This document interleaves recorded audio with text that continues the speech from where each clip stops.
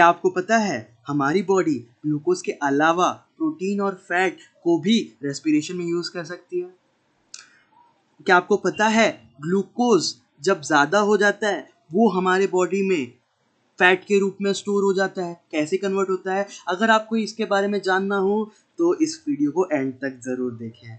Hello, मैं अमित अमित कारक बोल रहा हूँ। आपका स्वागत करता हूँ कारक एकेडमी में। हमने रेस्पिरेशन इन प्लांट्स को बहुत अच्छे से समझते हुए हम कुछ लास्ट टॉपिक्स में पहुँच चुके हैं, जो कि आज हम कंप्लीट करेंगे इस चैप्टर को, एम्फीबॉलिक पाथवे।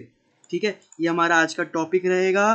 तो मैं बता रहा हूँ जो रेस्पिरेशन है उसमें हम एनर्जी प्रोड्यूस कर रहे हैं। ठीक है, तो पहला स्टेटमेंट पढ़ना, glucose is favoured substrate for respiration. तो हमारी बॉडी में ग्लूकोज को फेवर किया जाता है, ये हमारा फेवरेट एनर्जी सोर्स है। मतलब कार्बोहाइड्रेट हमारा फेवरेट एनर्जी सोर्स है। बट आपने जब खाना खाया होगा उसमें ग्लूकोज जो कार्बोहाइड्रेट होता है, कार्ब्स के अलावा हमारे खाने में प्रोटीन और फैट्स भी होता है। ठीक है, प्रोटीन और फैट्स भी होता है। तो बेसिकली हमारे बॉडी में कार्बोहाइड्रेट डाइजेस्ट होके ग्लूकोज या सिंपल शुगर बना देता है, और वैसे ही फैट, अगर फैट मॉलिक्यूल है तो वो डाइजेस्ट होते टाइम डिवाइड होके फैटी एसिड और ग्लिसरॉल में कन्वर्ट हो जाता है। वैसे ही प्रोटीन एक जैसे चेन होता है, चेन लाइक स्ट्रक्चर, मोतियों की माला जैसी होती है कुछ, उसको तोड़ तोड़ के अमीनो एसिड बना देते हैं हमारे बॉडी। अभी बात यह है कि हम ग्लूकोज से एनर्जी रिलीज करते हैं रेस्पिरेशन वाले प्रोसेस में। ठीक है, ग्लूकोज को तोड़ते हैं, ठीक है, तोड़ तोड़ के उसको कार्बन डाइऑक्साइड बना के उड़ा देते हैं। तो वैसे ही एन अमीनो एसिड भी हम यूज कर सकते हैं रेस्पिरेशन करते हुए, और फैटी एसिड, ग्लिसरॉल, फैट्स को भी यूज कर सकते हैं हम रेस्पिरेशन करने के लिए। तो ये टॉपिक हमें ये बताता है। ठीक है, तो फेवर्ड सबस्ट्रेट होने के बावजूद कुछ कंडीशंस होते हैं जिसमें हम दूसरे सबस्ट्रेट को भी यूज कर सकते हैं। All carbohydrate are usually converted to glucose before they are used for respiration. ठीक है, ठीक है, ठीक है। Other substrate can also be respired, ठीक है, जैसे कि प्रोटीन और fat, as has been mentioned in earlier, but then they do not enter the respiratory pathway at the first step. ये बात ध्यान में डालने की बात है कि अगर फैट अगर रेस्पिरेशन में जा रहा है तो वो पहले से स्टार्टिंग पॉइंट से नहीं जाएगा। जैसे कि ग्लाइकोलाइसिस वो स्टार्टिंग से नहीं होगा, बीच में से एंटर करेगा कहीं से। जैसे कि ये ग्लिसरॉल जा रहा है DHAP बन के, ठीक है, फैटी एसिड बन रहा है एसिटिल कोएंजाइम ए बन के, अमीनो एसिड जा रहा है पायरुविक एसिड बन के। तो फर्स्ट स्टेप में नहीं होता, इंटरमीडिएट स्टेप में कन्वर्ट होता है, और इंटरमीडिएट स्टेप से वो रेस्पिरेशन कंप्लीट करता है, एनर्जी रिलीज करता है। ठीक है, तो ये टेबल बहुत इंपॉर्टेंट है। टेबल में भी कहाँ पे कौन से कंपोनेंट ऐड हो रहा है रेस्पिरेटरी पाथ में, वो इम्पोर्टेंट है। आप इस बात को ध्यान रखना कि अमीनो एसिड जो कि प्रोटीन का ही स्मॉलेस्ट यूनिट है, डाइजेस्टेड फॉर्म है, वो एंटर करता है पायरुविक एसिड में, पायरुविक एसिड के लेवल में। ठीक है, वो कन्वर्ट हो जाता है पायरुविक एसिड में। ठीक है, पायरुविक एसिड मतलब COOH, कार्बोक्सिलिक एसिड वाला ग्रुप है, कार्बोक्सिल ग्रुप है। तो अमीनो एसिड के पास एक एंड में, अमीनो एसिड अगर आपको पता हो तो उसके एक एंड में COOH कार्बोक्सिल ग्रुप प्रेजेंट होता है, और उसके अनदर एंड में अमीनो ग्रुप होता है NH2। ठीक है, इसका डीएमिनेशन होता है, और ये कैसे ना कैसे हम इसको पायरुविक एसिड में कन्वर्ट कर देते हैं। अब पायरुविक एसिड बन गया तो पायरुविक एसिड वो क्रेब्स साइकिल थोड़ी देखेगा उसको कि पायरुविक एसिड ग्लूकोज से आ रहा है कि अमीनो एसिड से आ रहा है या फैट से आ रहा है। वो पायरुविक एसिड लिया, एंटर करा दिया रेस्पिरेशन में, अगर सर को नीड है, ग्लूकोज कम आ रहा है। ठीक है, समझ आ रहा है? ठीक है, तो अमीनो एसिड तो पायरुविक एसिड में फॉर्म हो गया। अभी आपको ध्यान देना है, फैटी एसिड वो ज्यादा ऑक्सीडाइज होता है। ठीक है, फैटी एसिड है, फैटी एसिड वो एसिटल कोएंजाइम ए के लेवल में एंटर करेगा पायरुविक एसिड के बाद। पायरुविक एसिड के बाद फैटी एसिड एंटर करता है एसिटिल कोएंजाइम ए के लेवल में, और ग्लिसरॉल OH है, इसमें OH 3 OH है ग्लिसरॉल में। ठीक है, तो इसको ऑक्सीडाइज करना पड़ेगा, उसको अल्डिहाइड या कीटोन बना के फिर उसको वापस से ऑक्सीडाइज करके कार्बोक्सिल ग्रुप आएगा। तो इसीलिए इसको स्टार्टिंग ऑफ द साइकिल में इसको ऐड होता है, ये DHAP डाईहाइड्रोक्सी एसीटोन फॉस्फेट के लेवल में एंटर कर जाता है, जो कन्वर्ट हो जाएगा PGL में, PGL फिर पायरुविक एसिड में कन्वर्ट होगा और रेस्पिरेशन में प्रोग्रेस करेगा। तो तीन चीज आपको इस एम्फीबॉलिक पाथवे में याद रखना है। पहला, अमीनो एसिड पायरुविक एसिड बन के एंटर करता है, ग्लिसरॉल DHAP बन के एंटर करता है, फैटी एसिड एसिडल कोएंजाइम A बन के रेस्पिरेशन में एंटर करता है। ठीक है, उसके बाद आपको जानना है कि यहाँ पे देखो ये फिगर में बताया है कि point of entry of different substrate in respiratory pathway. आपको ये 3 पॉइंट याद रखना है, अमीनो एसिड, फैटी एसिड और ग्लिसरॉल का कहाँ पे एंटर करता है, ये पूछ सकता है। ठीक है, अभी बोल रहा है कि fat would need to be broken down into glycerol and fatty acid first. ठीक है, फिर एंटर करेगा। If fatty acid were to be respired, they would first be degraded to acetyl coenzyme A and enter the pathway.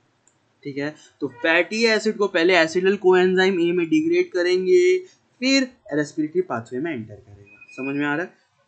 अभी glycerol को कहाँ पे enter कराएंगे, उसको DHAP में कन्वर्ट करेंगे। Would enter the pathway after being converted to PGL। ठीक है, वो DHAP बनता है, DHAP इंटर कन्वर्टेबल होता है PGL में, तो दोनों आंसर सही होगा। बट अगर NCERT का ये स्टेटमेंट आ जाए तो आपको PGL मार्क करना है, क्योंकि DHAP अल्टीमेटली PGL में कन्वर्ट हो जाता है। ठीक है, the protein would be degraded by protease.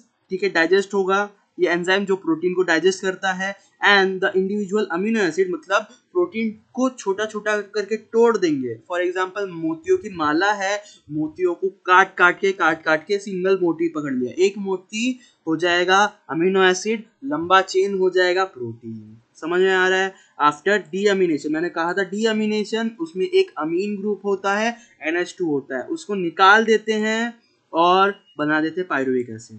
ठीक है, protein would be degraded by proteases and the individual amino acid depending on the structure, उसका स्ट्रक्चर कैसा है, would enter the pathway at some stage within the Krebs cycle और even as pyruvate और acetal coenzyme है। ये point को ध्यान रखने की ज़रूरत है, क्योंकि अमीनो एसिड सिंपली, अगर सिंपल अमीनो एसिड है उसको डीअमीनेट करके इसमें डाल देंगे, बट अमीनो एसिड भी 20 से ज़्यादा टाइप के होते हैं। ठीक है, उसका स्ट्रक्चर अलग अलग होता है, कुछ सिंपल होते हैं, कुछ बड़े होते हैं, तो डिपेंडिंग ऑन द स्ट्रक्चर उसको डिग्रेड कौन से लेवल पे किया जाता है, वो एंटर करेगा क्रेब्स साइकिल के बीच में। ठीक है, क्रेब्स साइकिल के बीच में कहीं पे एंटर करेगा, और इवन एज पायरुविक एसिड और एसिटिल कोएंजाइम है। समझ में आ रहा है? वो क्रेब्स साइकिल के बीच में कहीं पे एंटर करेगा, ये प्रोटीन एक जनरल पायरुविक एसिड के बाद एंटर करता है। बेसिकली सिंपल अमीनो एसिड तो पायरुविक एसिड में एंटर हो जाएगा, जो भी बड़े अमीनो एसिड है वो या तो क्रेब्स साइकिल के अंदर एंटर करते हैं, या तो एसिटिल कोएंजाइम ए बन के एंटर करते हैं, या तो पायरुविक एसिड। ठीक है, इसके लिए प्रोटीन के लिए तीनों चीज याद रखना। ठीक है, ठीक है। Since respiration involves breakdown of substrate, ये बात ध्यान रखना, रेस्पिरेशन में ब्रेकडाउन ऑफ सबस्ट्रेट होता है। ग्लूकोज को मैं तोड़ के पायरुविक एसिड बनाया, पायरुविक को तोड़ के एक CO2 निकाल दिया, वैसे ही प्रोटीन और फैट के लिए भी सेम बात है। ठीक है, तो मैंने आपको पिछले क्लास में भी बताया था मेटाबॉलिज्म का मतलब, मेटाबॉलिज्म हमारे सेल के अंदर एंजाइमेटिक रिएक्शंस होते हैं। ठीक है, जो लाइफ प्रोसेसेस को मेंटेन करते हैं। समझ में आ रही है बात? तो रेस्पिरेशन में भी दो मेटाबॉलिज्म का भी दो टाइप होता है हमारे सेल में।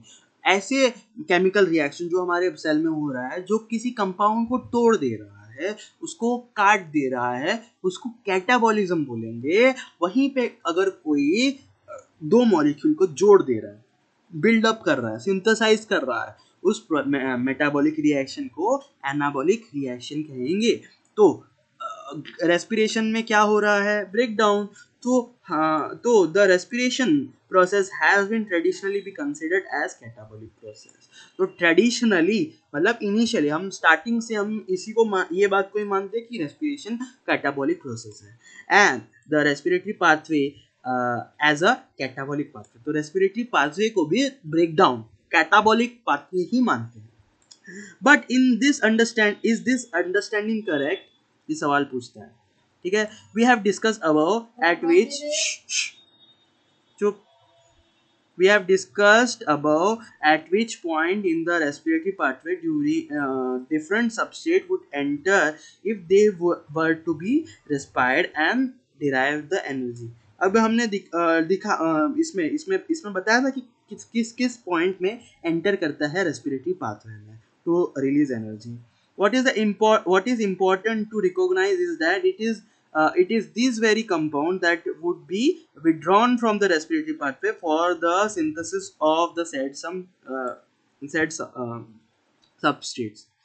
ये पॉइंट को आप हाईलाइट करके रख सकते हो. ये पॉइंट क्या कह रहा है, बेसिकली अगर सेल को अभी ये इंटर कन्वर्जन बता रहा है, ठीक है, ये इंटर कन्वर्जन बता रहा है. फॉर एग्जांपल अगर मुझे सेल को रिक्वायरमेंट है अमीनो एसिड का, ठीक है, सेल को रिक्वायरमेंट है किसी अमीनो एसिड का, तो उसे अगर अमीनो एसिड बनाना है तो उसको रेस्पिरेटरी सबस्ट्रेट से बना सकते हैं. ठीक है, फॉर एग्जाम्पल ये इस डाउनवर्ड डायरेक्शन में एरो दिखा रहा है, तो सेल को जब भी जरूरत पड़ेगी तो पायरुविक एसिड को रिसीव करके उसको रिवर्सिबल मैनर में वैसे ही अमीनो एसिड बना सकते हैं. फॉर एग्जाम्पल अगर मेरे पास ग्लूकोज से एक ग्लूकोज मॉलिक्यूल से एक DHAP और एक PGL बन रहा है, तो DHAP को अगर ग्लिसरॉल बनाने की जरूरत है तो DHAP को रेस्पिरेशन प्रोसेस से विड्रॉ कर लिया जाएगा, विड्रॉ करके ग्लिसरॉल बना लेगा और फैट बना सकता है. तो वैसे ही अगर एक्सेस ग्लूकोज जमा हो गया, हमें रेस्पिरेशन का नीड नहीं है उतना, तो एक्सेस ग्लूकोज कन्वर्ट हो सकता है DHAP में, वो ग्लिसरॉल में कन्वर्ट हो जाएगा, एसिटल कोएंजाइम में फैटी एसिड से कन्वर्ट हो जाएगा. तो ये प्रोसेस रिवर्सिबल भी ट्रू है. तो ये इंटर कन्वर्टेबल है. पहले हमें लग रहा था कि ऊपर से नीचे ही जाता है, कैटाबॉलिज्म ही होता है, ठीक है, ब्रेक डाउन ही होता है.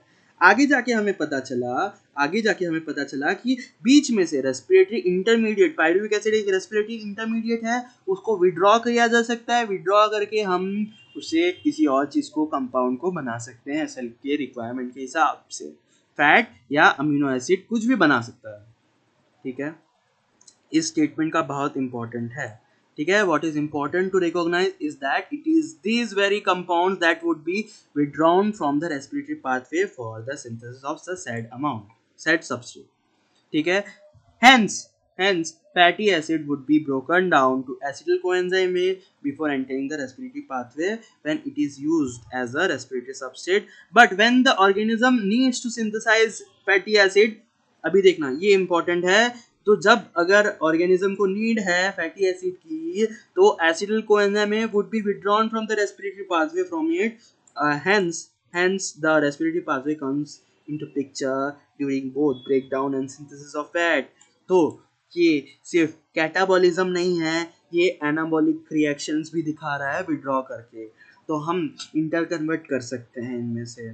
ठीक है, और एक चीज, अगर ये रेस्पिरेशन सिर्फ प्लांट में होता, ये रेस्पिरेशन इन प्लांट्स का चैप्टर में मेंशन किया है, तो अगर ये रेस्पिरेशन इन प्लांट्स में होता तो सिर्फ उसी में होता तो ये ऑर्गेनिज्म मेंशन ही नहीं करता. तो ये प्लांट्स के अलावा जिसमें भी रेस्पिरेशन हो रहा है सब में हो रहा है. Even in myself also, हर एक ऑर्गेनिज्म में, इंसान हो या कोई जानवर या कोई पेड़ पौधे, सब में हो रहा है. सब कन्वर्ट कर सकते हैं इसी मैनर में, कुछ ना कुछ इसी मैनर में होगा. Hence, similarly, during the breakdown and synthesis of protein to respiratory intermediate forms the link. ठीक है, breakdown process within the living organism is catabolism and synthesis is anabolism. इन्होंने लास्ट में इसको डिफाइन किया है, जो कि मैंने स्टार्ट में आपको डिफाइन कर दिया. ठीक है, कि एनाबॉलिज्म और कैटाबॉलिज्म का मतलब क्या होता है. अगर और रेस्पिरेशन में दोनों प्रोसेस होते हुए दिखते हैं, because the respiratory pathway is involve in the both catabolism and anabolism. It would hence be better considered respiratory pathway as an amphibolic pathway rather than catabolic one.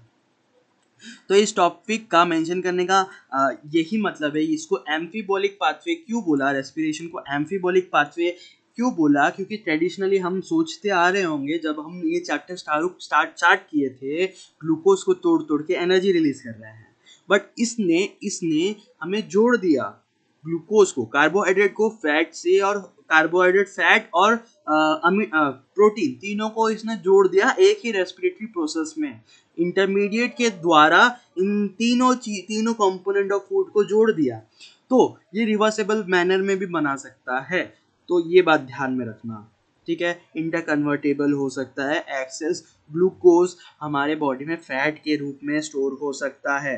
आप इस टेबल को ध्यान से देखते हुए जाना। ये inter relationship among metabolic pathways showing respiration mediated breakdown of different organic molecule to CO2 and H2 बता रहा है, ठीक है। ये एक इम्पॉर्टेंट टॉपिक है जो आज हमने कवर किया। अगले टॉपिक में हम एक और इम्पॉर्टेंट कॉन्सेप्ट को डील करेंगे, तो बने रहिए इस चैनल के साथ। With this I and my session. जय हिंद।